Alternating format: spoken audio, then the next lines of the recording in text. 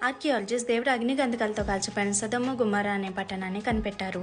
ఈ ప్రాంతంలో ఉన్న నివాస స్థలాలన్నీ పట్టుకుంటే బూడిదగా రాలడం, టన్స్ ఆఫ్ సల్ఫర్ బాల్స్ గంధకాలతో నిండి ఉండడం, దాన్ని ర్యాన్ వాట్ సైంటిస్ట్ డాక్యుమెంటరీ చేయడం జరిగింది.